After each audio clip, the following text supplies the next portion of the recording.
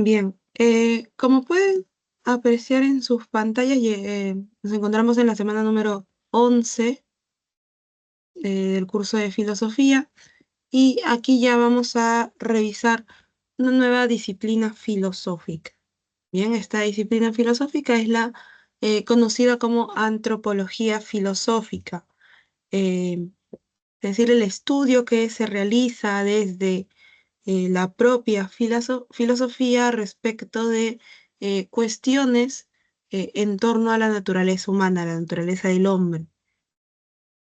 Entonces, eh, la antropología filosófica como disciplina va a tener como o su objeto de estudio al mismo hombre, es decir, el ser humano, llámese, los filósofos, van a reflexionar en relación a la naturaleza de sí mismos, ¿no? A la naturaleza de el propio ser humano, es decir, se van a incluir dentro del objeto de estudio de la antropología filosófica. Esto es algo nuevo porque eh, en las eh, disciplinas filosóficas, por ejemplo, anteriores que se han estudiado a lo largo de este curso, no encontrabas esta interacción tan directa.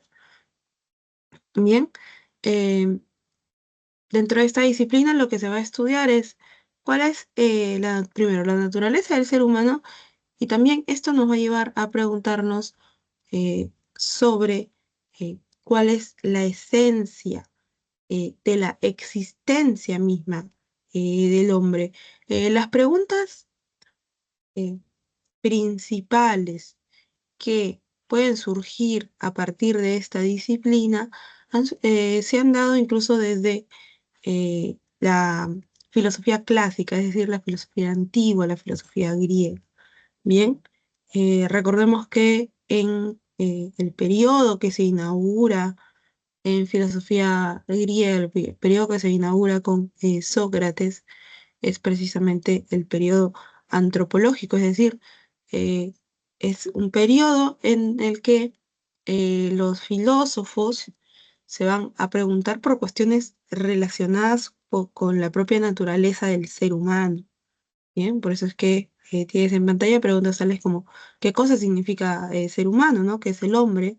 Si obviamente hablamos de las actividades del hombre en vida, también podemos reflexionar respecto de la muerte, ¿no? Del origen mismo del ser humano y de cómo va a transcurrir la vida de la humanidad en la Tierra, ¿no? ¿Bajo qué objetivo? Estas son algunas de las preguntas que se pueden plantear desde la antropología filosófica y son algunas interrogantes a las que muchos filósofos a lo largo de toda la historia de la filosofía pues han buscado dar respuesta. Ahora, eh, uno de los problemas más importantes que se van a revisar en antropología filosófica es el problema del origen. Eh, Respecto al problema del origen,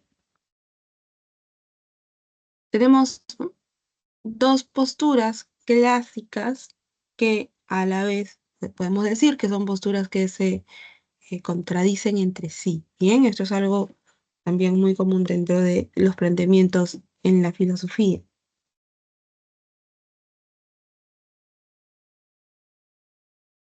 Por un lado tenemos la respuesta clásica del creacionismo.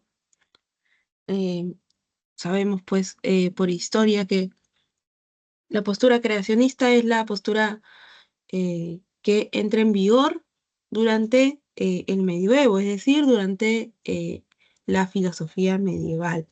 Bien, el creacionismo lo que va a sostener es que eh, todo lo que yace en el universo eh, se da de cierta forma, está creado de cierta forma, porque porque fue creado precisamente por Dios, ¿no? Por este ente, em, por este ser no material, ¿no? Que lo que hace es gobernar todo, crea todo y todo se crea precisamente según su voluntad.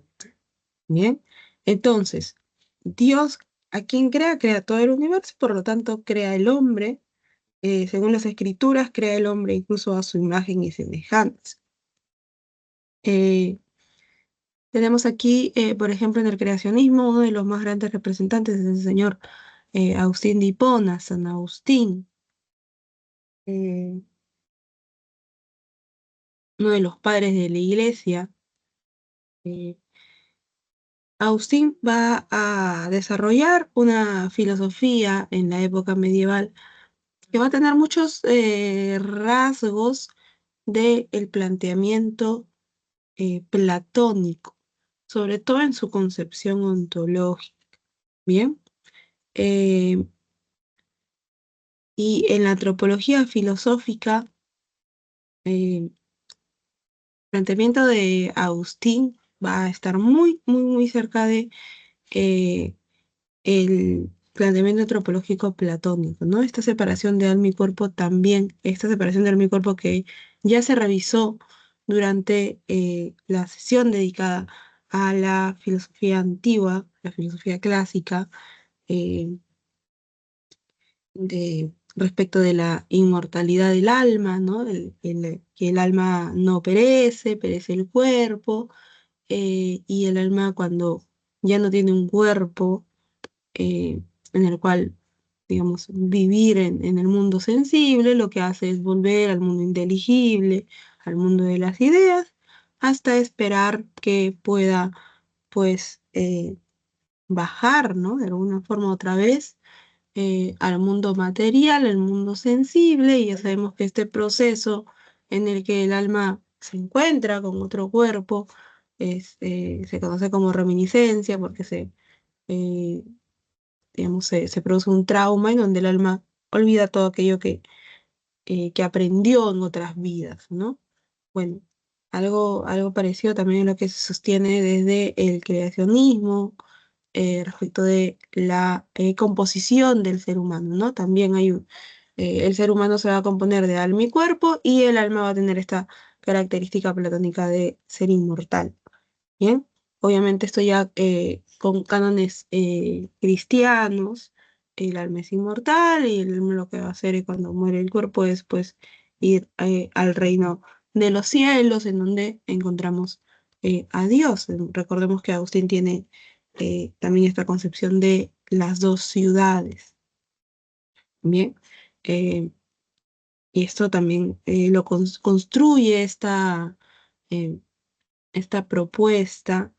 eh, Propio de su contexto histórico en respuesta pues a lo que se puede calificar a este grupo de que no profesa la religión cristiana católica, eh, que se va, digámoslo, en términos generales se les va a conocer como los gentiles, ¿no? Aquellos que están fuera del espectro de la del catolicismo y cristianismo. Entonces, Agustín lo que va a proponer es que existen dos ciudades, una ciudad terrenal y una ciudad eh, celeste, una ciudad de los cielos, ¿bien? Y todo aquello que nosotros podamos desarrollar, cómo desarrollamos nuestra propia vida en la ciudad terrenal, tierra, que es donde estamos ahora, ¿no? A pesar de tener un libre albedrío, porque Agustín también es quien introduce este contexto este concepto de libre albedrío, es decir, Dios nos pone en la tierra y nos da la capacidad de poder elegir cuáles son las acciones que nosotros vamos a ejecutar aquí. Eh, lo cierto es que eh, si bien hacemos uso de este libre albedrío, lo que espera de Dios es que siempre tomemos las acciones, las decisiones correctas para ejecutar esas acciones correctas que nos van a encaminar pues a la ciudad celeste, al reino de los cielos. Bien, entonces esta es la postura creacionista respecto del problema del origen del ser humano. Eh, por otro lado, ya mucho tiempo después vamos a encontrarnos con la propuesta del naturalismo evolucionista.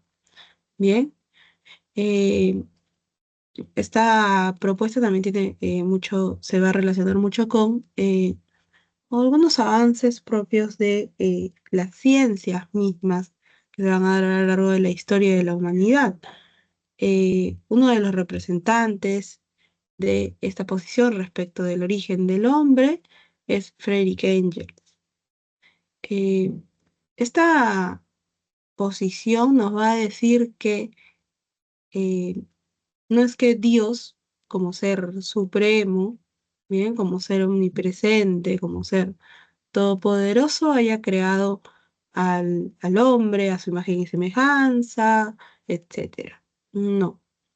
El ser humano ha nacido en la Tierra producto de una evolución que sí o sí se iba a dar, es decir, es un ser natural porque ha emergido a partir de la propia naturaleza.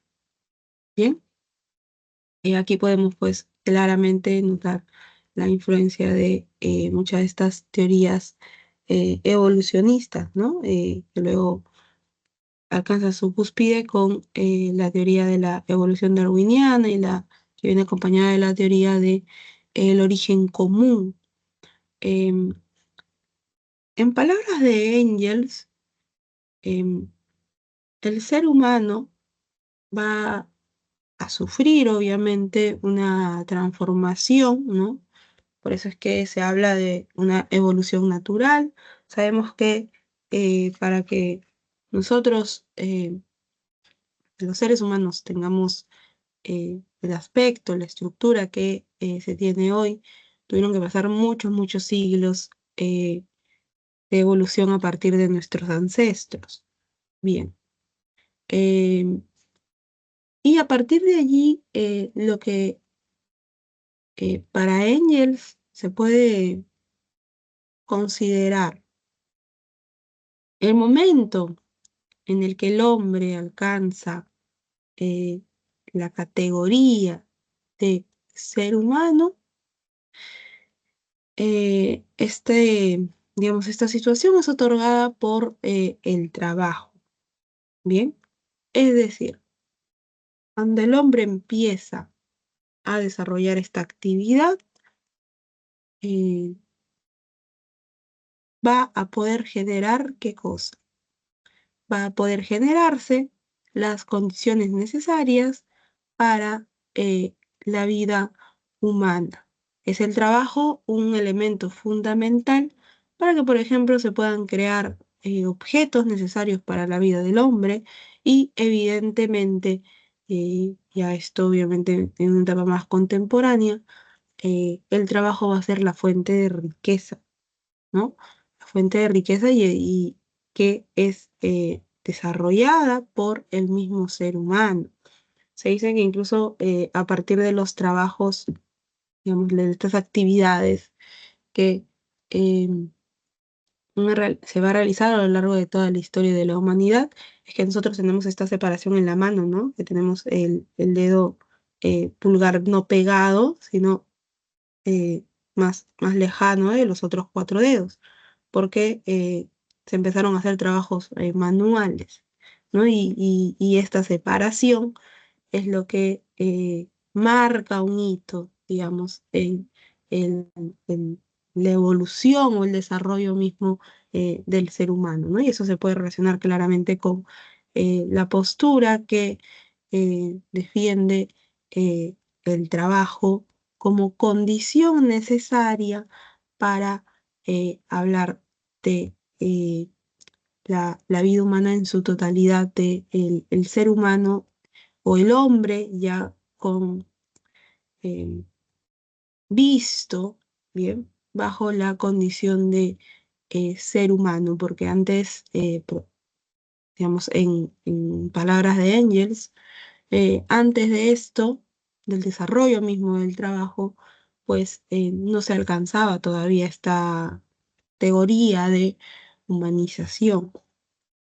Bien, es a partir de aquí también en donde pues posteriormente en la filosofía de Engels y de Karl Marx se habla pues del concepto de plusvalía, ¿no? De la mano de obra del trabajador, que es lo que genera plusvalía y eso es lo que de alguna manera se ha arrebatado por eh, en ese momento la burguesía, el dueño de las fábricas, etcétera. Entonces, todas estas cuestiones, si se dan cuenta, todos esos planteamientos que vienen desde las distintas disciplinas filosóficas, si son precisamente manifestadas por eh, filósofos que están construyendo un sistema filosófico, van a tener cierta relación.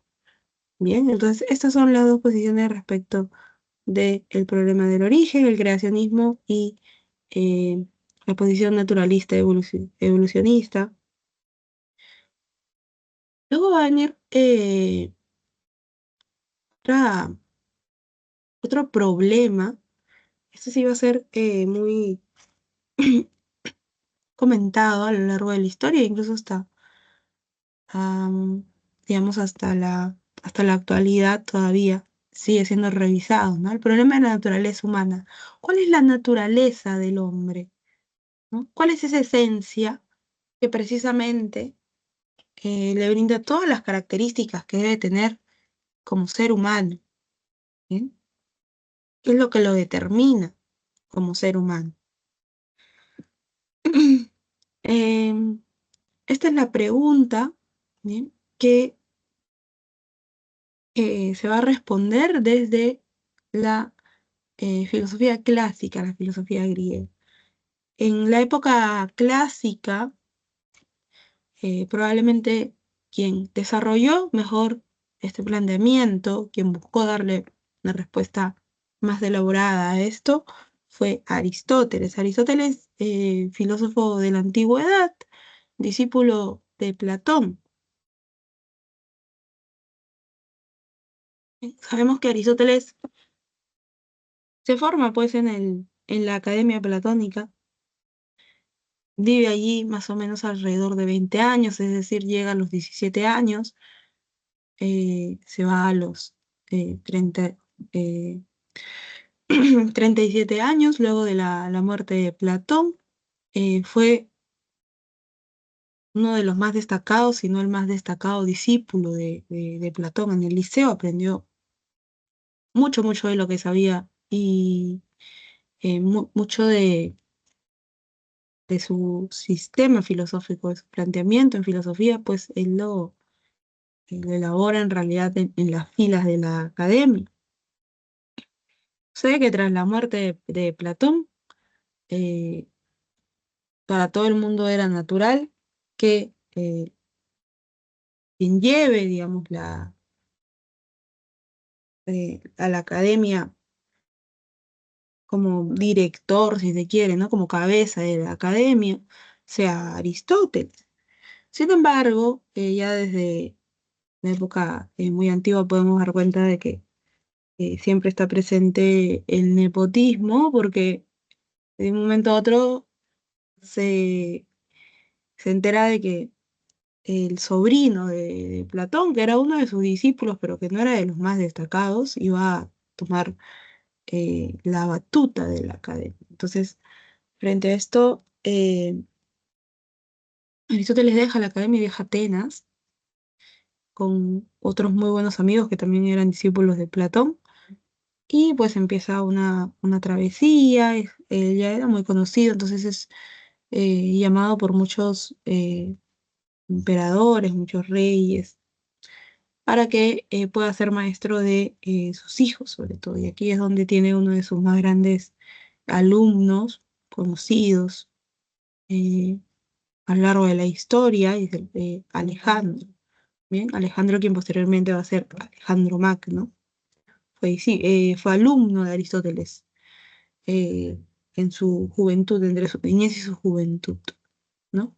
Eh, Luego de un tiempo decide que es ya momento de volver a Atenas y es cuando él vuelve a Atenas y funda en unos jardines lo que se va a conocer como su liceo. Bien, si Platón tiene la academia, Aristóteles va a tener su liceo. Eh, Tal vez una de las más grandes diferencias de la filosofía platónica con la filosofía aristotélica es que Aristóteles se determinaba a sí mismo como un científico. Recordemos una ciencia, pues, propia de la época, siglos antes de Cristo.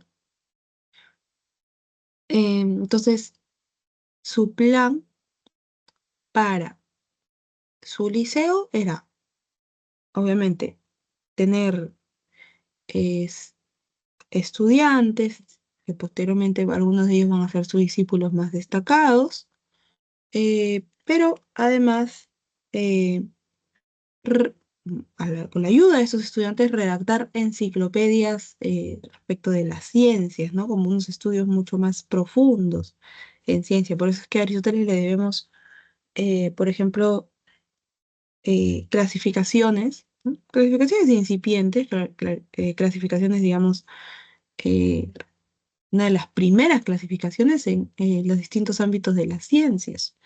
Bien, y aquí también es donde Aristóteles además va a redactar tratados en relación a la naturaleza del ser humano.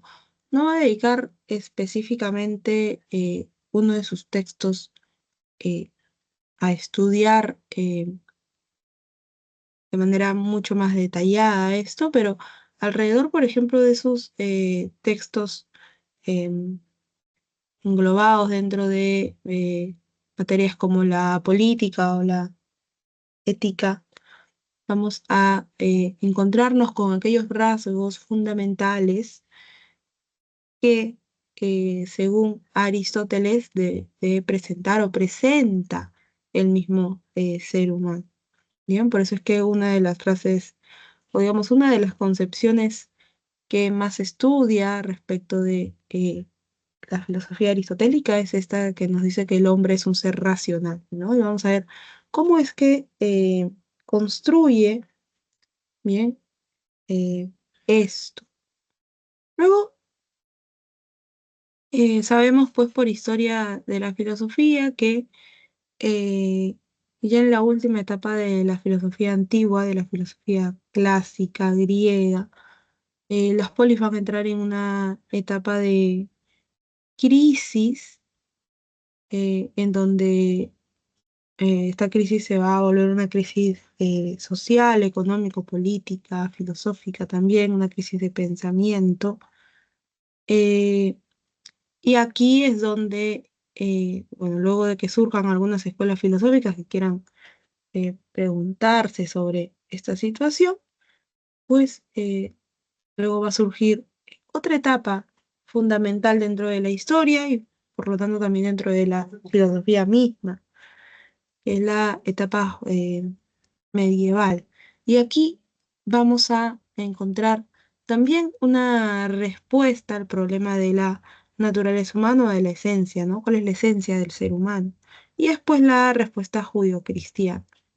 Bien, eh, obviamente, evidentemente, esta propuesta está yendo de la mano con eh, los estándares que en ese momento se cumplía dentro de la filosofía, mejor dicho, dentro de la teología, ¿no? Porque en esta época sabemos que la filosofía lo que era una especie de herramienta que estaba subyugada a justificar, ¿no? Brindar un soporte filosófico a aquello que estaba escrito, pues, sobre todo en los libros sagrados, ¿no? De cristianismo específicamente.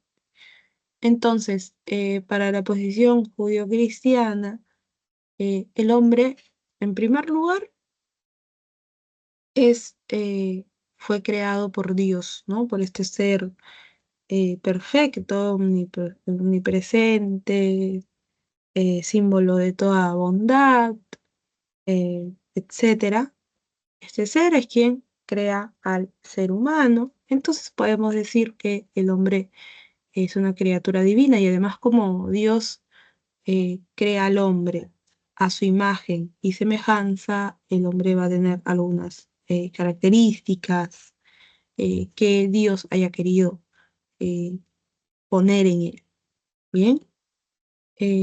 Después tenemos la posición naturalista positivista eh, frente a la pregunta por la esencia del hombre, ¿no? esta posición se va a sostener en las teorías propias de la evolución, tales como la teoría darwiniana, que después pues, va a ser retomada por Spencer, ¿no? Y va a ser llevada un poco más a este ámbito ya antropológico y antropológico filosófico. Eh, la posición naturalista positivista nos va a decir que el hombre, por naturaleza, bien, es decir, su esencia misma, lo va a definir como un fabricante de herramientas. ¿Herramientas para qué? Para poder desarrollar sus distintas actividades. Por eso también se dice que nosotros tenemos esta separación eh, del dedo pulgar de los otros dedos de la mano para precisamente poder sostener eh, las herramientas que se fueron creando a lo largo de la historia de la humanidad y también producto de, otra vez como lo mencionamos, de nuestro trabajo, ¿no? Esto es un rasgo fundamental en nosotros, que no tendríamos todos los dedos así como muy pegados. Esta posición luego va a ser también retomada por otros, sobre todo científicos que se adentran a estudios de la filosofía y en este caso de la antropología filosófica.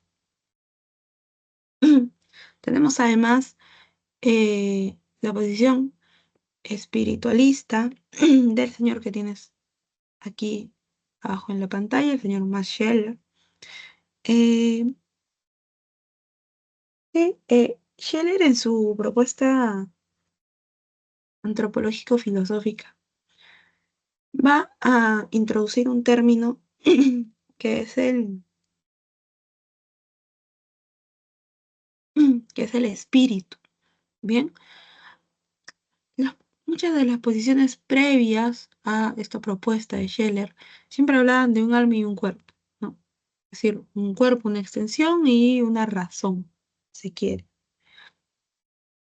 Pero Scheler dice, para diferenciar a los seres humanos de los animales, ¿no? Es decir, en tanto seres vivos, tenemos que tener en cuenta un término muy importante, que es el término del espíritu. Por eso decimos que esta posición es la espiritualista, ¿no? Otorga, si quiere, una clasificación, un nivel mucho más importante al espíritu que a cuestiones como el alma o el cuerpo, y el cuerpo, esta división clásica de alma y cuerpo, ¿no? Porque el espíritu es lo que finalmente, según Scheler, nos va a definir o nos va a diferenciar como seres humanos y nos va a distanciar de las características de otros seres vivos, ¿no? En este caso está pensando en los animales. Ahora, ahí está. Vamos a ver un poco más a profundidad, pues, em, estas distintas posiciones. Aristóteles, bien,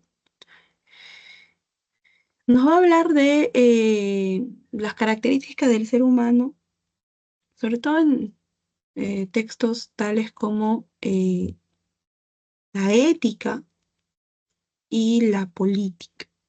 Bien, estos dos tratados, la ética Nicómaco, Nicómaco era su hijo, es como este va a ser un tratado en donde él va a expresar sus eh, preceptos éticos como una forma de poder enseñarle a su hijo cómo es que debe conducir su vida. Y aquí es donde también va a mencionar algunas de las características que para él eh, componen a un ser humano y, por ejemplo, a un ser humano justo, ¿no? Un hombre justo, un hombre que siempre imparta justicia. Y en política se va a enfocar también en esto, pero sobre todo en cómo es que debe ser un gobierno.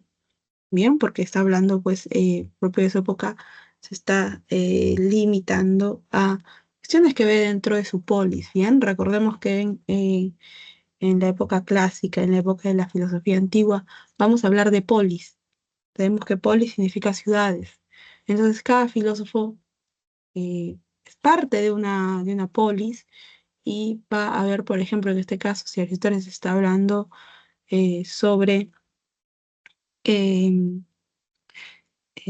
la forma de gobierno, va a hablar de la forma de gobierno, la polis en la que de la polis en la que se encuentra, ¿no? ¿Cuál es la mejor forma de gobierno? Eh,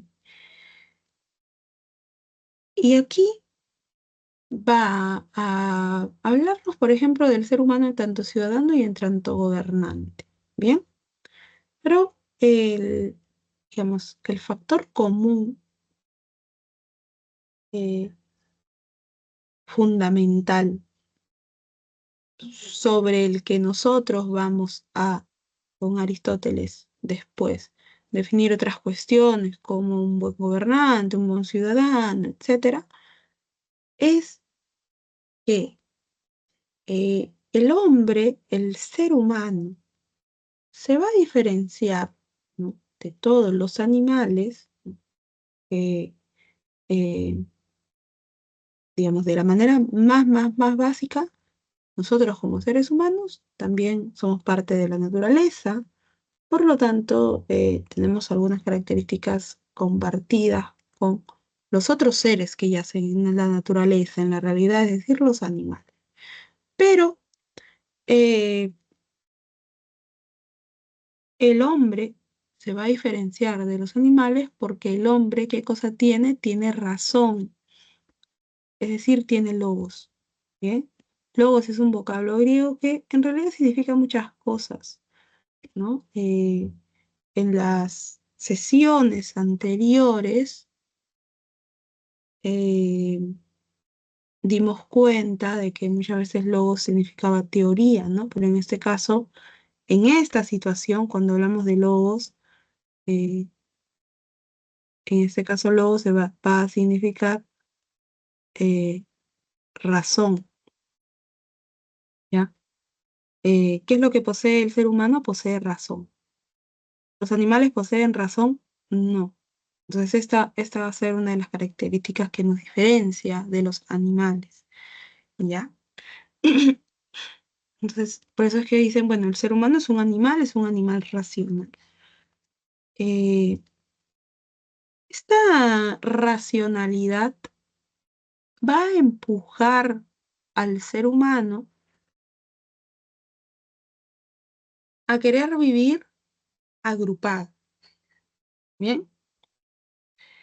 Eh, por eso es que se conforman las ciudades, es decir, las polis, ¿no? Por eso esta es la justificación de el nacimiento de las polis, ¿no? El ser humano, al ser un ser un animal racional, se va a dar cuenta que muchas de las actividades que necesita desarrollar para satisfacer sus necesidades básicas, si las realiza o sea, de manera individual, le va a ser imposible, ¿bien? Digamos, va a ser muy difícil. Entonces, va a apuntar a la agrupación de agruparse, ¿no?, con otros seres humanos. Por eso decimos que además el ser humano es un ser social por naturaleza, ¿bien? Necesita vivir en sociedad. Eh, aquí se abre un debate que no proviene del propio Aristóteles, sino de los muchos, muchos estudiosos de la filosofía aristotélica, comentadores, traductores, ¿no? Eh, entonces, primero el ser humano es un ser racional y después social, o primero es un ser social y después racional, ¿no? La sociabilidad es lo que lo lleva a luego desarrollar esta parte racional de su existencia. Bueno, esto es un debate, pero digamos, la posición más aceptada dentro de todo esto es que el ser humano se da cuenta de que necesita vivir en sociedad y allí es donde va a desarrollar este ámbito racional o de logos presente en su vida.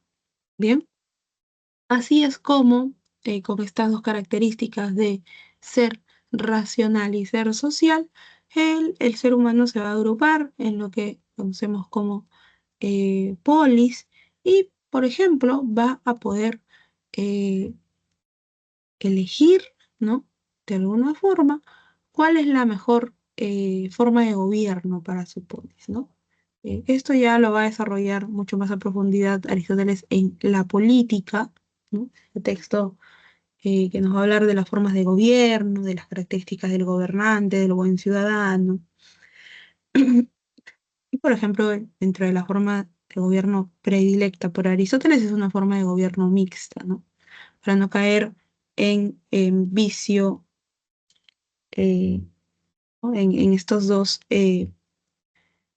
extremos, ¿bien? En el exceso o en el defecto. Y sabemos que Aristóteles va en su filosofía, y eso es lo que ya se revisó, ¿no? Plantea la existencia de un justo medio. De la misma forma, en su filosofía de las formas de gobierno, nos va a decir que todas las formas de gobierno, va a mencionar algunas, tienen precisamente esta tendencia eh, al el defecto o al exceso. Entonces vamos a tomar dos formas de gobierno, a los cuales Aristóteles les, digamos, menciona muchas características positivas y también negativas de estas formas, y dice, bueno, vamos a hacer una forma de gobierno mixta entre democracia y aristocracia. Bien, y esta va a ser la mejor forma de gobierno. Aquí es decir, vamos a tener a los mejores gobernantes y también a los mejores ciudadanos, porque según la filosofía aristotélica, los mejores ciudadanos, un buen ciudadano, un ciudadano virtuoso también, dice, es precisamente el que sostiene, quien sostiene la forma de gobierno, es decir, quien sostiene eh, que el sistema, ¿no? El sistema de gobierno pueda permanecer durante mucho tiempo. Y esto obviamente se logra gracias a estas características esenciales de la naturaleza humana, pues, ¿no? Además, bueno, esto es lo principal, pero también es necesario mencionar que para Aristóteles el hombre eh, es un ente natural, ¿no? Esto ya lo sabemos, esto ya también se ha revisado, ¿no? Sabemos que para Aristóteles, a diferencia de su maestro Platón, solamente existe un mundo, el mundo sensible, y aquí existen las cosas particulares o las cosas individuales, ¿no? Una de estas cosas es el ser humano, ¿no? Un ente que yace en el mundo sensible. Y luego de su teoría de la sustancia, dice, bueno, el hombre también es una sustancia compuesta ¿por qué? Por materia y forma, ¿no? Esta teoría, conocida como la teoría hilemórfica. Todos los entes están compuestos por materia y forma, en este caso, la materia que compone al ser humano es su cuerpo, su corporalidad, y la forma que compone al ser humano es su alma, ¿no? Y esta alma es evidentemente aquello que lo viste de este logos, esta razón, ¿ya? Entonces, esta es la posición aristotélica respecto de la esencia del hombre, de la naturaleza humana. ¿Hasta aquí todo claro, jóvenes? ¿Hay alguna pregunta o podemos continuar?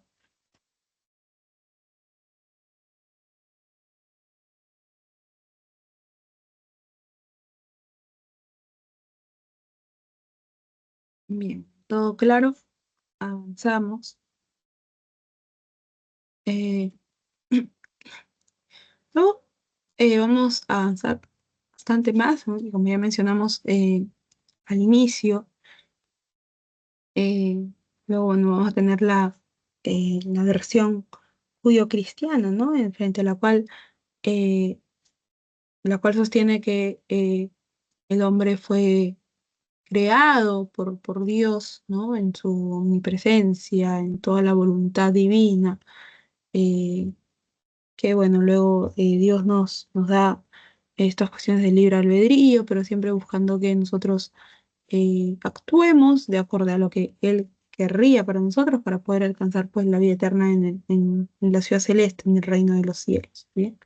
Pero luego si avanzamos un poco más, llegamos a la filosofía del siglo XIX, más o menos, vamos a encontrar con el filósofo alemán Friedrich Nietzsche. Eh, la filosofía de Nietzsche, si hacemos un recordaris también, porque hemos visto a Nietzsche en una sesión, ¿sí? Una de las primeras sesiones, si no me equivoco, la cuarta. eh, la filosofía de Nietzsche es conocida como el vitalismo, ¿no? ¿Por qué? Porque ya como hemos visto, para Nietzsche la vida es fundamental en el desarrollo mismo del ser humano y es la vida convertida en un valor, aquello que nosotros debemos resguardar por sobre todas las cosas. Bien, eh, este vitalismo va a relacionarse además con otro concepto, ¿no? Con el concepto de voluntad de poder. Es decir, la voluntad de poder va a ser entendida como esta inclinación que según Nietzsche tenemos todos, ¿bien? Eh, es una inclinación propia del ser humano a siempre querer más, ¿no? A siempre obtener más poder, si se quiere, o en realidad obtener más cosas. Eh, Logros, etcétera. Es decir, el ser humano, el hombre, no está satisfecho, o sea, nunca va a estar 100% satisfecho con las cosas que tiene, siempre va a querer eh, perfeccionar esto, ¿no? Em, y esto se aplica no solamente a cuestiones materiales o cuestiones económicas, de acumulación de riquezas, etcétera, sino a todos los aspectos de el ser humano. Entiéndase esto de la siguiente manera, ¿no? Si tú tienes un buen trabajo, siempre si existe la oportunidad, vas a querer un puesto mucho mejor o un trabajo mucho mejor, ¿no? En tanto términos económicos o para otras personas en tanto horarios, en tanto crecimiento personal, etcétera, ¿no? Si estás enfocado en tus estudios, siempre vas a querer más, si quieres, reconocimiento o una mejor forma de aprender, o si es que ya estás terminando la universidad, te vas a titular, vas a querer siempre más, ¿no? De repente hacer un posgrado, un diplomado, un MBA, ¿no? Siempre hay esta necesidad de querer más. Esto es propio del ser humano, dice Nietzsche. Es algo que es inherente al ser humano, ¿no? Y hay que aceptar esto. ¿Por qué? Dice que hay que aceptar, por ejemplo, este vitalismo, estos valores vitales, ¿no? Que luego vamos a ver cuáles son, porque dice, Nietzsche a lo largo de la historia de la humanidad, ¿no? Tal vez no nos hemos dado cuenta, pero eh, con la llegada del cristianismo, de la religión, se nos ha impuesto una, una escala de valores, ¿bien? Desde el judio-cristianismo. Pero eh, lo cierto es que esta escala de valores que ha traído la religión y la ha puesto sobre la mesa, ¿no? En la sociedad, es decir, los hombres piensan que siguiendo estos valores, por ejemplo, van a ganar el reino de los cielos, etcétera, comportándose de cierta forma. Estos valores en realidad son valores falsos, a decir mucho. ¿Bien? Eh, ¿Por qué? Porque lo que debemos apuntar es a retomar nuestros valores vitales o estos instintos vitales, se menciona. Los valores de la religión, como el ser bondadoso, ¿no? Como el que tener temor a Dios, el siempre, si no es estas famosas frases, ¿no? Si te abofetean una mejilla, no respondas a la otra. Estas son cosas que nos han impuesto desde la religión. El ser humano no es así por naturaleza. El ser humano es un ser que por sobre todas las cosas va a defender su vida aquí, en la tierra. No va a buscar una cuestión esta también de vida eterna en los cielos, ¿no? Bajo estos parámetros de respetar estos valores cristianos porque lo dicen las escrituras. Entre los valores vitales, que se los llama Nietzsche, vamos a encontrar, por ejemplo, él dice, ¿no? Es inherente al hombre su concepción de egoísmo, ¿no? Siempre va a querer todo para sí por esta necesidad de acumular poder, ¿no?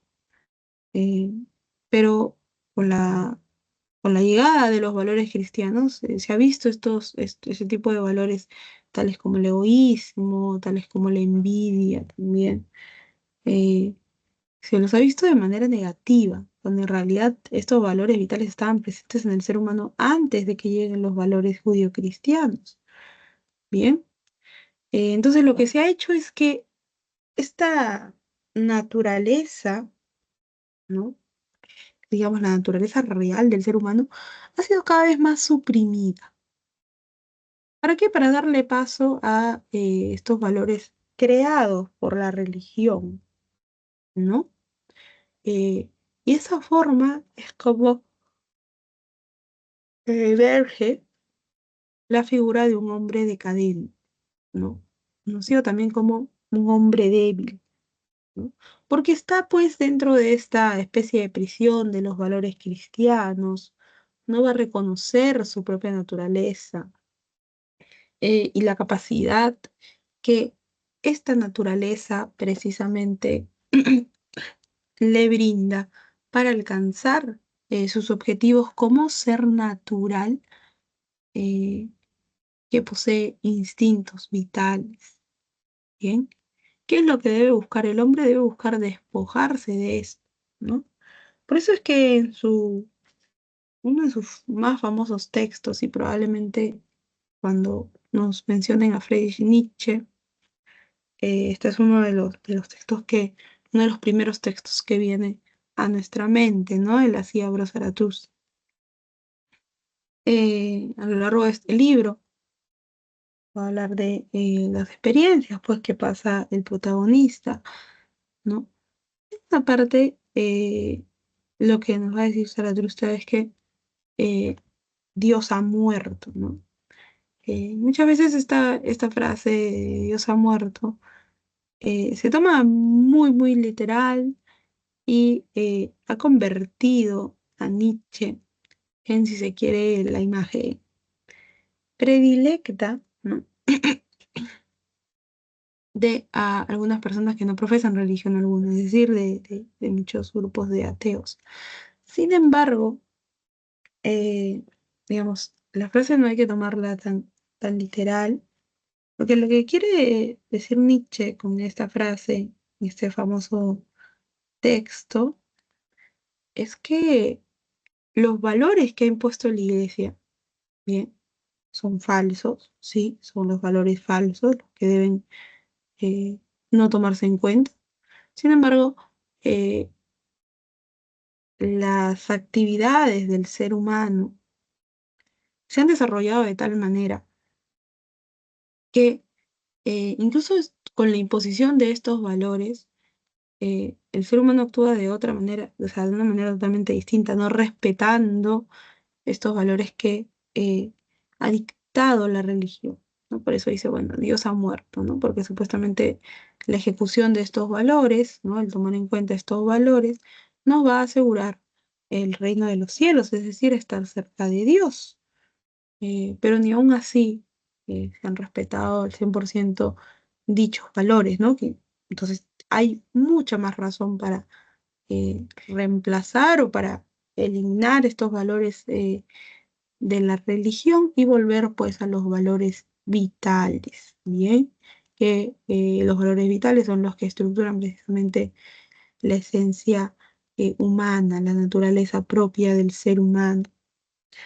Em, un concepto importante también y bastante polémico, pero no por Nietzsche en sí, sino posteriormente por el estudio que se realiza eh, de su, de su filosofía, es el concepto de superhombre, ¿no? El ser humano lo que debe hacer es despojarse de este hombre decadente que vive acorde a los valores cristianos, etcétera, dar cuenta de que estos valores no lo van a llevar a nada y que incluso no se respetan los valores cristianos, y lo que debe buscar es llegar a ser un superhombre, ¿bien? Un hombre que está más allá de esta escala de valores de la religión y ha asumido, ¿bien?, su propia naturaleza como ser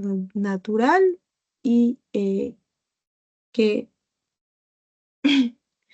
además está más cerca del vitalismo, ¿no? Va a aceptar estos valores vitales eh, como el orgullo, como la envidia, em, y a partir de estos valores vitales es que va a vivir su vida.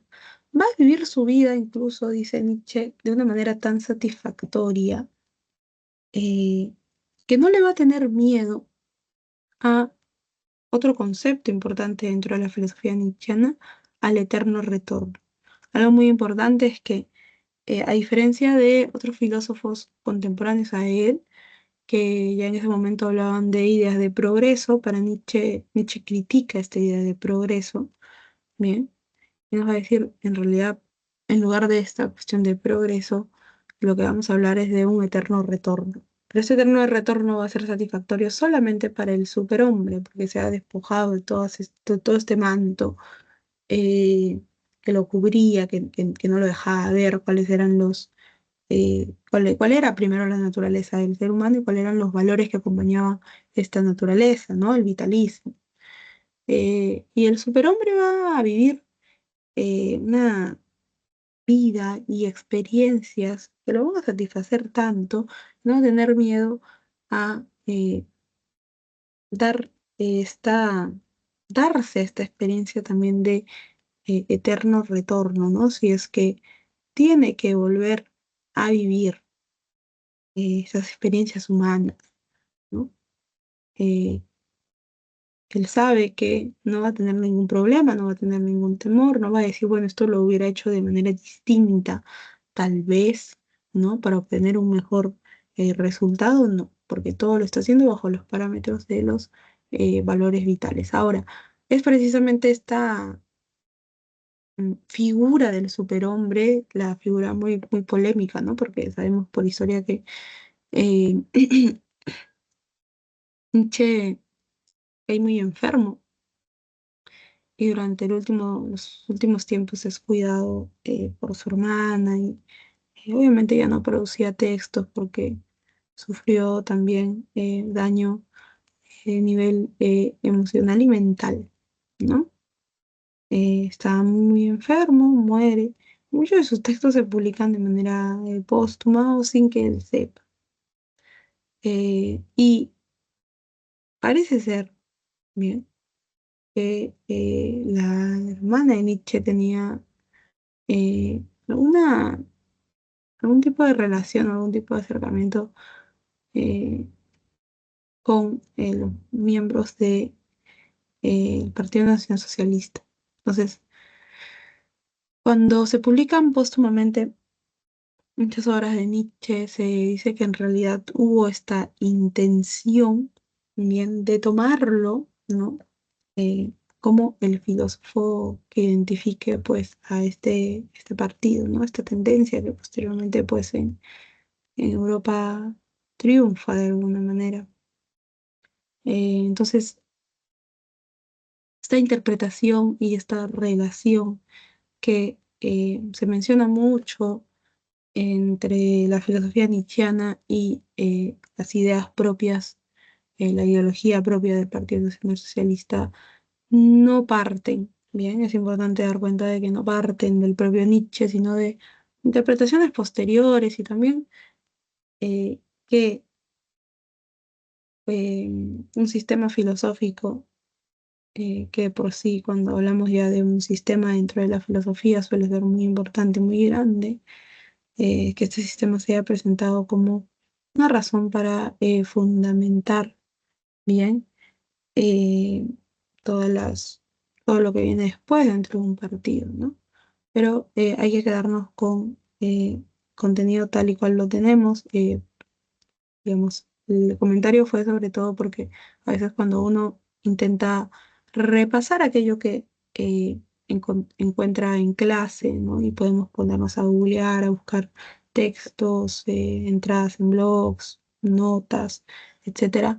Hay que saber qué cosa tomamos de esto que vamos a leer y qué cosa debemos dejar a un lado, ¿no? Porque sabemos que los autores suelen tener también algunas tendencias y respecto de las tendencias escribir sobre los distintos filósofos.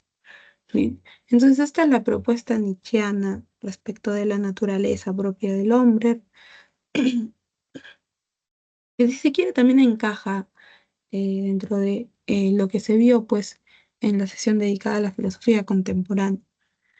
Em, Ya sabes, Nietzsche lo que va a hacer es esta crítica a los valores cristianos, no es que directamente apunte a que Dios no existe y se declara abiertamente ateo, no, construye, te das cuenta, y esto es también muy particular dentro del sistema de la filosofía, Nietzsche va a construir, va a ir construyendo poco a poco su argumento, ¿bien? Ahora, avanzamos un poco más y nos vamos a encontrar con el señor Ernest Cassirer. Eh, Cassirer ya es tanto también más contemporáneo, estar influenciado por algunos filósofos de la modernidad. Eh, y él va a realizar un estudio del ser humano eh, y como el ser humano es parte de la naturaleza y aparte, sí, digamos, fundamentados en esta observación de que el ser humano es parte del universo, es parte de un todo, es parte de la naturaleza, es que muchos filósofos van a empezar a, definir, si quiere, al hombre como un tipo de animal, ¿no? Es como un animal, animal, hombre igual, animal y un término, ¿no? Este término extra es para diferenciarlo de los otros animales. En este caso, para Cassirer, el hombre es un animal simbólico, ¿no? Mientras que para Aristóteles era político y también era un ser social, ¿no? Un animal político y un ser social. Para Cassirer el hombre es un animal simbólico. Vamos a ampliar un poco, ¿no? ¿Por qué? Porque según esta propuesta, eh, desde la aparición, ¿no? Desde la primera aparición del hombre, podemos decir que em, este ha construido su mundo a través de símbolos, se ha comunicado a través de símbolos, piensa además a través de símbolos y actúa, es decir, ejecuta todas sus acciones también de manera simbólica. Por ejemplo, ¿no? Algo muy básico, y esto es algo que también ya se revisó en las primeras sesiones, ¿no? Las dos primeras sesiones del curso de filosofía, ¿no? Eh, Cuando se habló de factores que llevaron a que la filosofía nazca en Grecia, ¿no? En cierto lugar, en cierto momento. y no nazca pues en otro lado, ¿no? Y en otra época anterior o posterior. em, Se dice que uno de los factores más importantes es el paso de explicarse las cosas, ¿no? Primero se explican las cosas a través de mitos, de leyendas, es decir, a través de estos dioses, ¿no? De estas figuras de los dioses. Aunque la característica, digamos, más particular de los dioses de los griegos era que tenían muchas características de los propios seres humanos, ¿bien? Pero se dejó de hacer estas explicaciones mitológicas y se pasó a qué cosa, a explicar los sucesos de la naturaleza a través de la razón, ¿no? Pero durante mucho, mucho tiempo se utilizaba pues los mitos, ¿no? Como manera de comunicarse también, es decir, una comunicación oral. Eh, pues es que tenemos muchos cánticos, ¿no? Pero que no fueron escritos, sino que fueron como cuestiones de tomar notas, ¿bien? Eh, Qué duda cabe también pues que una de las expresiones humanas que van a venir a nuestra mente cuando hablamos de símbolos es el arte, ¿no? El arte también es un símbolo de la vida humana presente pues incluso desde la primera aparición eh, de los mismos o de los ancestros de los seres humanos como nos conocemos nosotros hoy en día, ¿no? Las cuevas más importantes y seguramente muchas otras que todavía no se encuentran de las cuevas de la prehistoria y de los comienzos de la historia de la humanidad. También en ciertos lugares se han encontrado este tipo de artes, ¿no? En este caso tenemos en pantalla un arte rupestre, ¿no? Estos que solían darse en la cueva y que ejemplificaban qué cosa, las actividades cotidianas que desarrollaba el ser humano. Bien. Luego, obviamente, el arte también, ¿no? Fue tomando cierta evolución, pero eh, si hablamos de cuestiones como de pintura, son un poco más rápidas de imaginar, ¿no? Una obra de arte, llámese una escultura, una pintura, un grabado, hasta hoy sabemos que el cine también es considerado arte, antes no lo era, pero todas estas tienen una intención, ¿no? Todas estas manifestaciones dentro del arte poseen una intención. Es una intención propia del artista, ¿no? Que plasma eh, esto en su obra de arte y lo que quiere es comunicar algo, ¿bien? Es decir, esta interrelación de artista como ser humano con espectadores como los otros seres humanos eh, se va a dar a través de este símbolo, ¿bien? Ahora, el lenguaje también es un símbolo, ¿bien? Esta definición del ser humano como ser simbólico va a generar tipo de lenguaje, ¿no? La aprehensión de un nuevo lenguaje, la expresión de un nuevo lenguaje, el escribir, ¿no? Basados en cierta lengua, eh, leer también, entender, escuchar, todo esto se compone de símbolos, ¿no? Las letras son símbolos también. Que juntas, ¿no? Forman una palabra que tiene un significado, papá, y está dentro de un contexto oral o escrito. La religión también es un símbolo y utiliza símbolos, ¿no? Tienes en pantalla algunos símbolos clásicos, ¿no? La cruz, religión judio-cristiana, esta estrella eh, representa pues la religión judía y después tenemos otros tantos objetos que representan, es decir, simbólicamente a las distintas religiones, ¿no? Y no solamente a las religiones, sino seguramente a todos los preceptos que éstas tienen detrás. Eh, digamos, el libro sagrado que eh, forma parte de las religiones también está lleno de símbolos, de textos, de letras. eh, es decir, desde allí desde una de las actividades más básicas del hombre, también encontramos símbolos. Y bueno, la ciencia también, ¿no? La ciencia a veces para comunicar algunas cosas se va a valer de cuestiones simbólicas, en tanto imágenes y en tanto, por ejemplo, también las fórmulas que se puedan dar. Entonces, para Cassirer, el ser humano va a construir su mundo, ¿bien? A través de los símbolos. Los símbolos son, o el símbolo es el elemento más importante en la vida de eh, el hombre mismo, ¿no? Ha creado el hombre el símbolo mediante el cual se va a expresar y también lo está tomando siempre para poder hacer uso de él, poder comunicarse con los demás.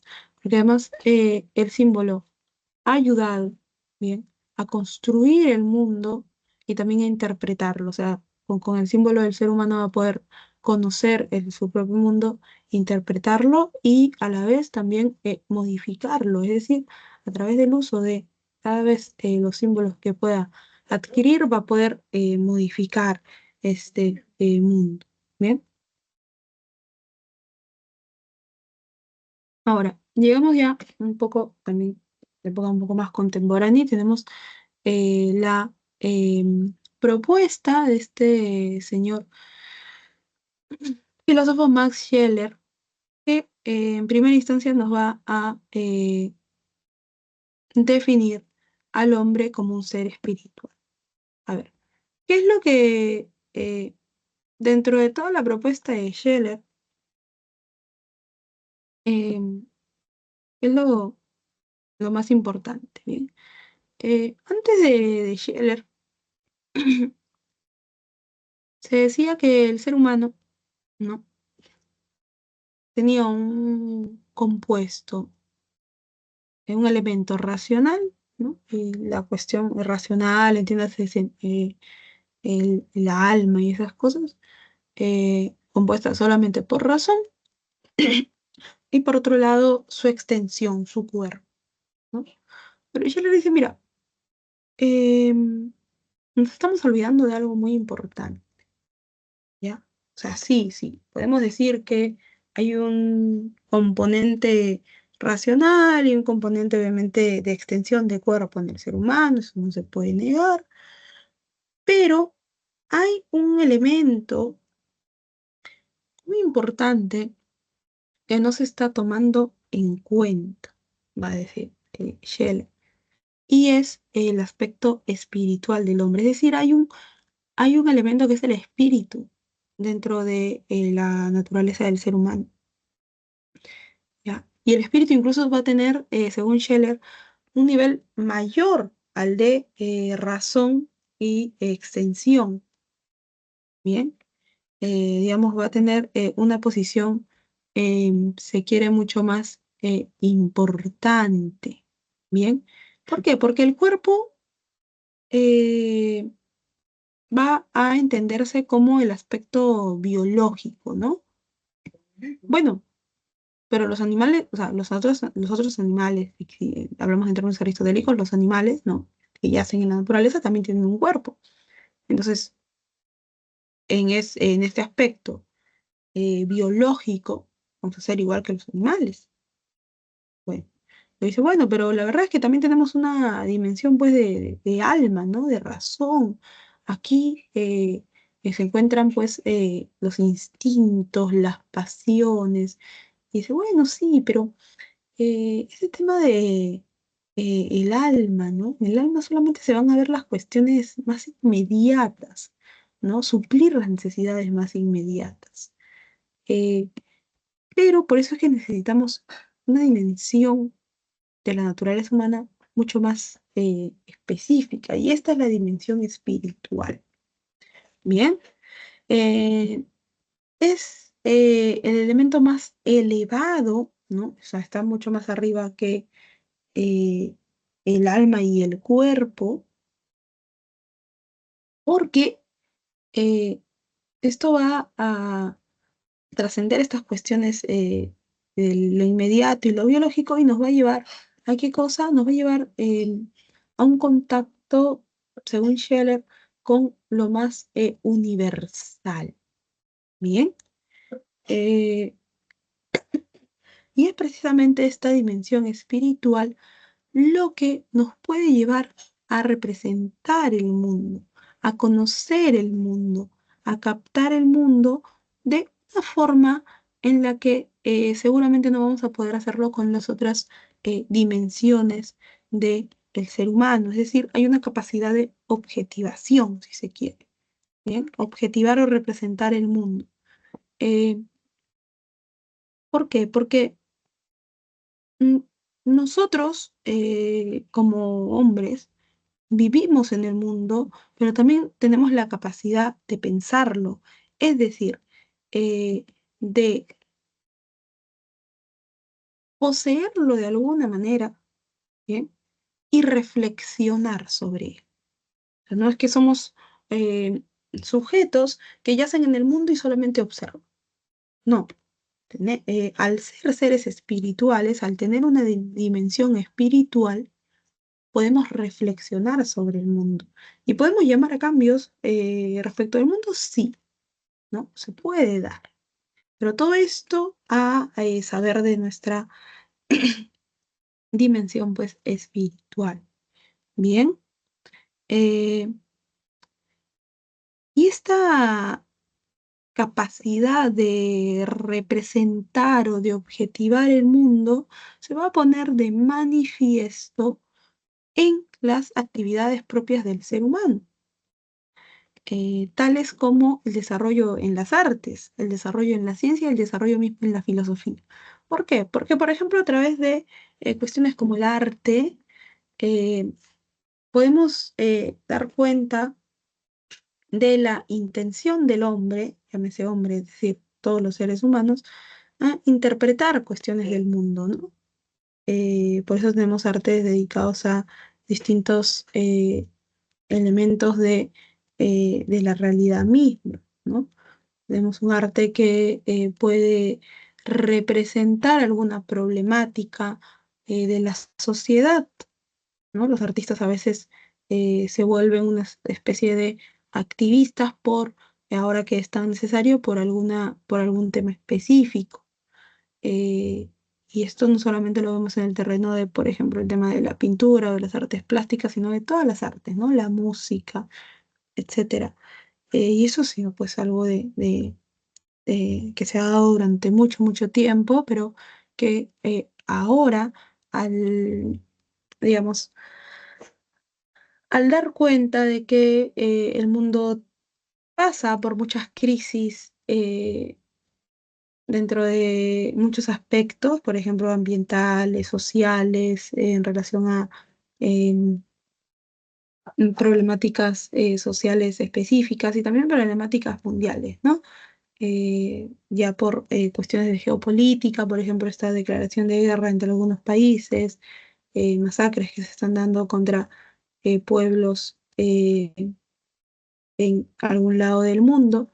Em, esta característica espiritual, esta dimensión espiritual, precisamente que es propia del ser humano, va a llevar, por ejemplo, al campo, en el campo del arte, a los artistas, a querer manifestarse. Bien. Tenemos ejemplos muy específicos. Eh,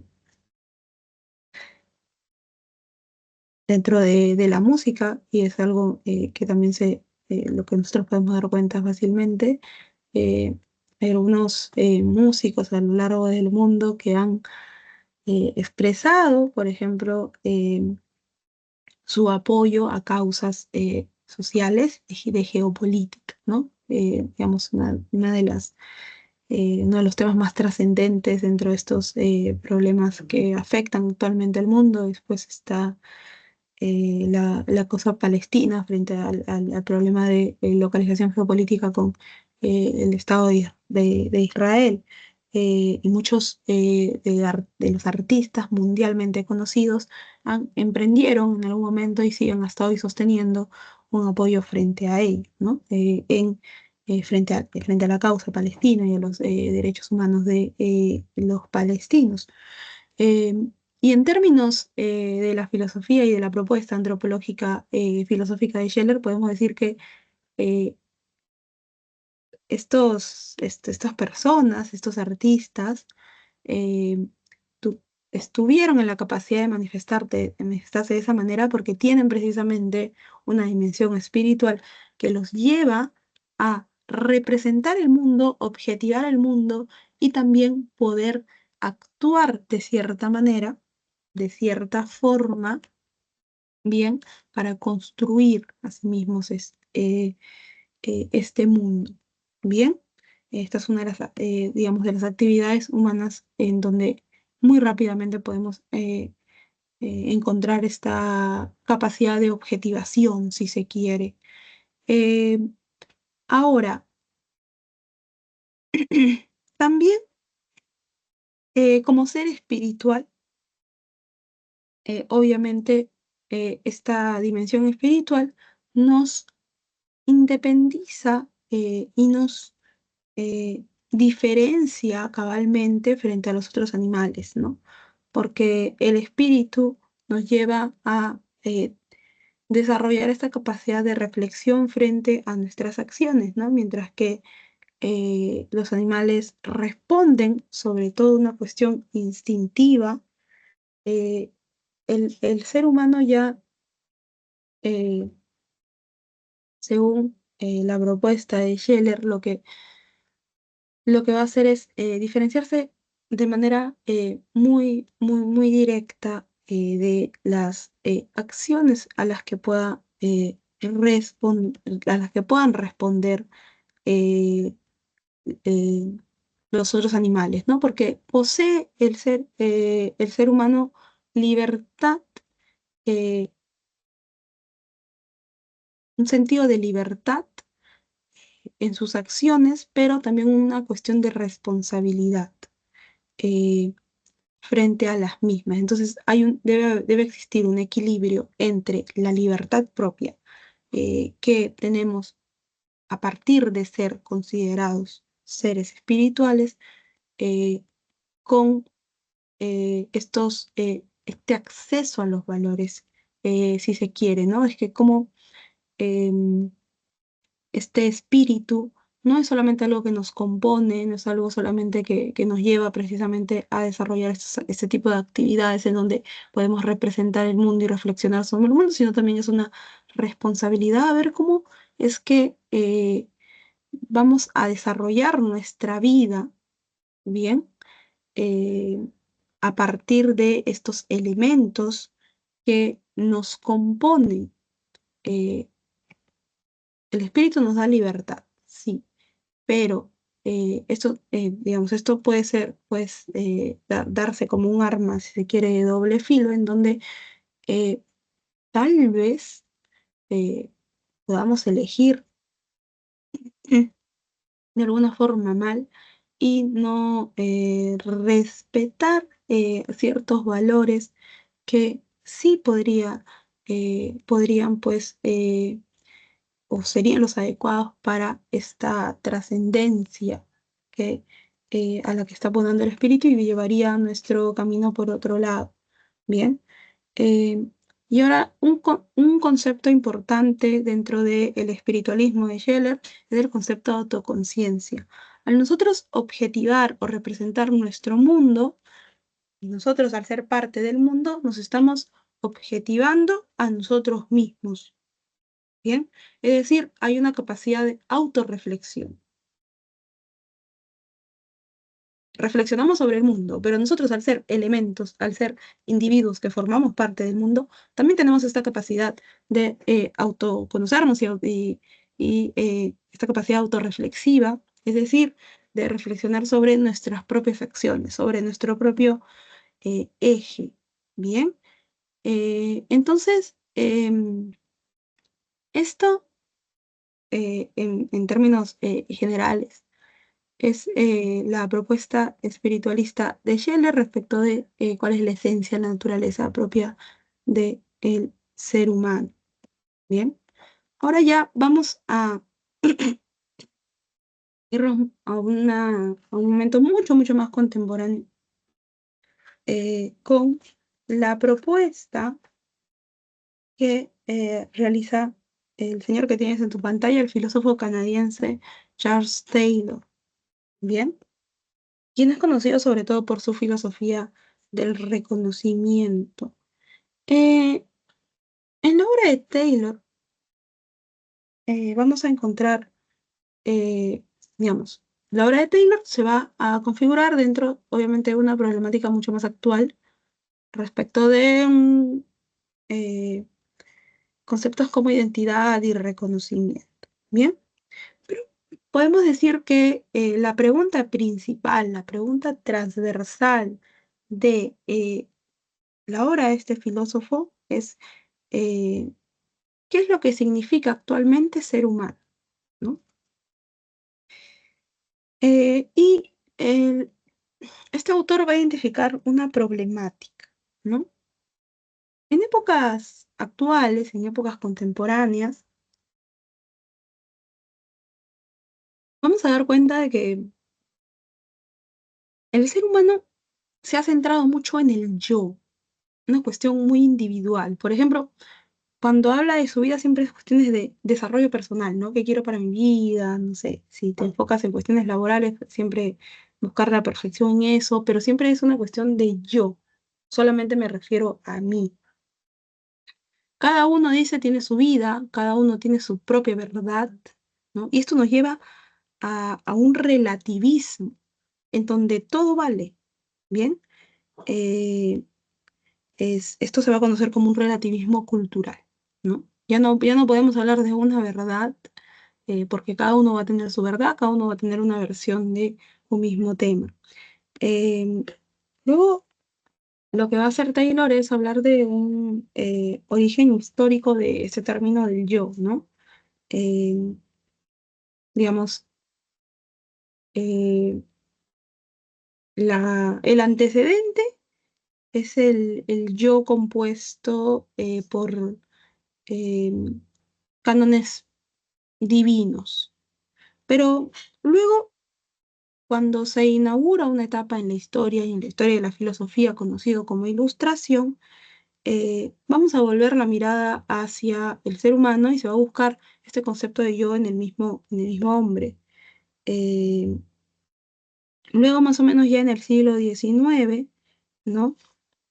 Con el romanticismo se va a volver a esta cuestión de que cada hombre, cada ser humano, tiene su propia medida, que cada uno de nosotros vive de una manera particular y que entonces hay una especie de verdad dentro de cada uno de nosotros, una cuestión. eh, Luego esto se va a transformar en una búsqueda del yo auténtico, ¿no? Que es ya una cuestión más actual. Eh,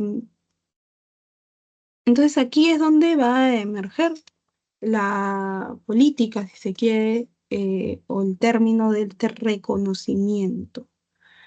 Eh, ¿Por qué hablamos de un reconocimiento? Porque en época contemporánea, lo que busca el ser humano es que el otro lo vea, ¿bien? Que lo reconozca. Necesitamos sentirnos reconocidos. En tanto, todas las acciones que nosotros desarrollamos necesitan de este soporte de reconocimiento. Eh, necesitamos ser vistos no solamente o sea, yo sé, ¿no? Yo como ser humano sé todo lo que he logrado, pero el otro no lo sabe. Necesito que este otro lo sepa y me reconozca en los términos que yo prefiero. Entonces, volvemos digamos, nos hacemos la pregunta, ¿cómo es que los demás me ven? ¿No? Siempre vamos a querer que eh, los otros eh, encuentren en mí, ¿no? De manera independiente, o sea, no obligándolos, no coaccionándolos, características en su mayoría buenas, ¿no? Que yo ya reconocí en mí, pero necesito que el otro también lo haga. Bien. Y aquí vamos a entrar en un reconocimiento también, pues, de una especie de atomismo social. Actualmente, la sociedad, eso es algo que siempre se viene diciendo, es muy individualista, ¿no? Es decir, siempre hablamos desde la perspectiva del yo y no, y nos cuesta reconocer al otro, comprometernos con el otro, que también forma parte de nuestra sociedad, y reconocer, por ejemplo, sus virtudes o cosas muy básicas como sus derechos, ¿no? Eh, y entonces, a partir de esta conflictiva relación, es donde la política del reconocimiento debe actuar, ¿bien? Porque esta política del reconocimiento es lo que va a poder aligerar esta tensión que se genera a partir de la demanda justa, en su mayoría, de los grupos no reconocidos dentro de una sociedad, ¿bien? Precisamente para ser reconocidos. La política del reconocimiento va a poder resolver este conflicto, ¿no? Y por eso es que la filosofía de Taylor apunta sobre todo a los ejes gubernamentales y ha sido utilizada precisamente en este ámbito. Bien. Em, Las minorías que existieron siempre a lo largo de toda la humanidad eh, han sufrido también el proceso de cambio que han sufrido todas las sociedades, ¿no? Minorías culturales, ¿no? Minorías sexuales, minorías sociales y los grupos indígenas, ¿no? Por ejemplo, en el Perú, eh, hace poco nada más, eh, se reconoció, bien, que nosotros, digamos, antes teníamos una lengua oficial, que era el castellano, y luego hablábamos de lenguas originarias, ¿no? Sin embargo, actualmente, según la Constitución, según las leyes promulgadas posteriormente, eh, tenemos más de 40 lenguas, si no me equivoco, que la mayoría son, bueno, el castellano, quechua, el aymara y las lenguas de los pueblos originarios, ¿no? En su mayoría poblan la parte de la selva de nuestro país. Todos, actualmente, todas estas lenguas están reconocidas como lenguas oficiales. Bien, este es un paso dentro del reconocimiento a estas minorías culturales, ¿no? Obviamente, todavía hay un trabajo que hacer, porque al ser estas lenguas reconocidas institucionalmente como lenguas oficiales, también el Estado tiene eh, responsabilidades, ¿no? Por ejemplo, debe tener un intérprete de la lengua que se habla más en un lugar. eh, por si en alguna institución, por ejemplo en un banco, alguien quiere hacer un trámite y pueda expresarse en su lengua madre, ¿no? Eso es algo que seguramente no se está cumpliendo, eso es algo que después también se demandó dentro de estas minorías culturales y bueno, es un trabajo que está, digamos, que debe hacerse, ¿no? Pero es el proceso precisamente de este reconocimiento. Este reconocimiento no es algo que se da de un momento a otro, sino también eh, corresponde o responde a un proceso de cambio dentro de la misma sociedad, de la sociedad que incluye precisamente a estos grupos, no sé si les gusta que les digan minoritarios, pero en todo caso no reconocidos, ¿no? Porque el reconocimiento lo que va a hacer es reivindicar la identidad misma de estos grupos, ¿no? Su estilo de vida, los derechos y la forma en la que ellos desarrollan todas sus actividades. Y algo muy importante es que el reconocimiento también los va a llevar a respetar, ¿qué cosa? Su territorio, ¿bien? Y esto es un tema muy importante porque probablemente muchas de las luchas por el reconocimiento de los distintos grupos y sobre todo grupos culturales y grupos y comunidades indígenas, comunidades originarias, como se le conoce ahora, partieron de algo tan elemental como el territorio en el que habitan, ¿no? Muchos de los conflictos sociales que se dieron en los últimos años en nuestro país tuvieron su origen en esto. Eh, Sabemos que muchas partes eh, del Perú, en muchos lugares específicos, pues se pueden realizar actividades extractivas, tales como en la mayoría, pues actividades mineras, actividades de tala, etcétera, pesca, etcétera.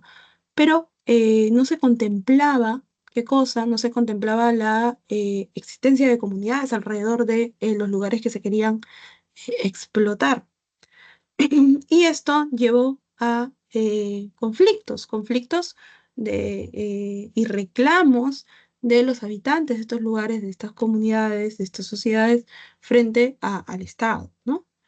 Em, y muchos de digamos, estos conflictos duraron mucho tiempo y la mayoría, gracias a las políticas públicas y a respetar artículos básicos, incluso de la Constitución, ¿no? Respetar eh, digamos, respetar a estas personas como ciudadanos mismos de nuestro país que componen una nación, eh, llevó precisamente a reconocer qué cosa que ellos, como habitantes de este lugar, eh, deben decidir si aceptan que en su mayoría son empresas extranjeras que ganan estas licitaciones, ¿no? Que puedan ingresar a su lugar a realizar estas actividades o no. Y muchas veces lo que se hace es no aceptar.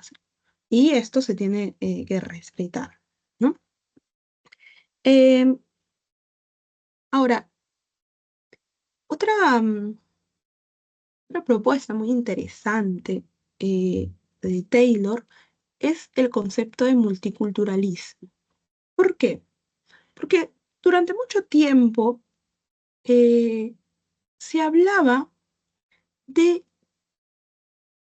un concepto, sobre todo en esta parte del mundo, en esta parte de la región, eh, y en el Perú, algo que mucho se escuchó, de que, bueno, nosotros somos una mezcla de muchas culturas, ¿no? Nosotros somos una mezcla, un término bien un poco arcaico, pero somos una mezcla de muchas razas. Entonces, se justificaba a partir de lo que se conoce como el mito del mestizaje, que todos somos iguales, ¿no? Todos somos iguales. Sin embargo, esto en la práctica no era algo que se ejercía, ¿no?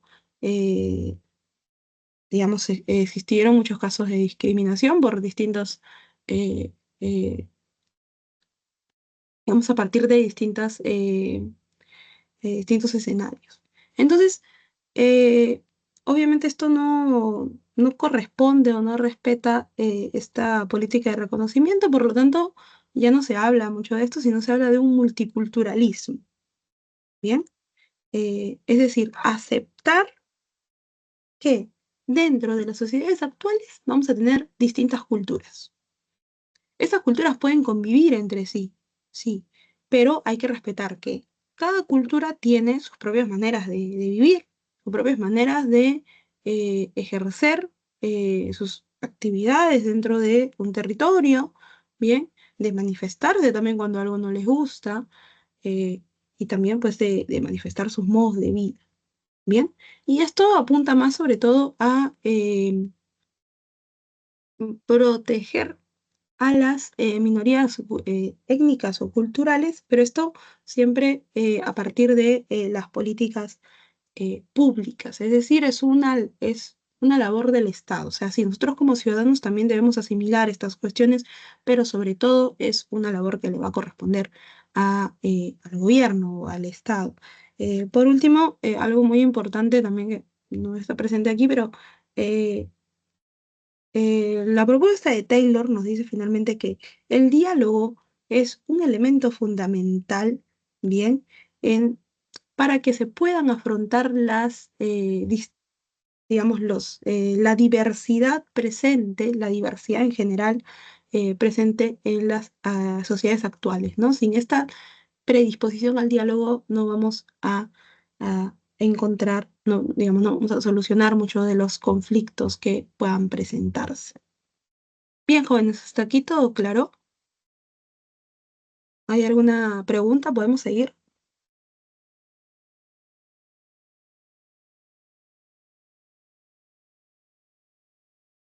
Bien. Dame un minuto, por favor. Con los minutos que restan, voy a compartir eh, los ejercicios de esta semana y bueno, los minutos que nos restan vamos a tratar de desarrollar eh, lo que nos alcance. Bien. Eh, bueno, vamos a leer la lectura complementaria. Es un extracto de un texto clásico de antropología filosófica. El título es precisamente Antropología filosófica de Ernst Cassirer. Dice lo siguiente. El hombre, como si dijéramos, ha descubierto un nuevo método para adaptarse a su ambiente. Entre el sistema receptor y el efector, que se encuentran en todas las especies animales, hallamos en él como eslabón intermedio algo que podemos señalar como sistema simbólico. Esta nueva adquisición transforma la totalidad de la vida humana. Comparado con los demás animales, el hombre no solo vive en una realidad más amplia, sino, por decirlo así, en una nueva dimensión de la realidad. Sin embargo, ya no hay salida de esta reversión del orden natural. El hombre no puede escapar de su propio logro. No le queda más remedio que adoptar las condiciones de su propia vida. Ya no vive solamente en un puro universo físico, sino en un universo simbólico. El lenguaje, el mito, el arte y la religión constituyen parte de este universo. Forman los diversos hilos que tejen la red simbólica, la urdimbre complicada de la experiencia humana. Bien, pues eso es parte de este texto clásico de antropología filosófica. Entonces, de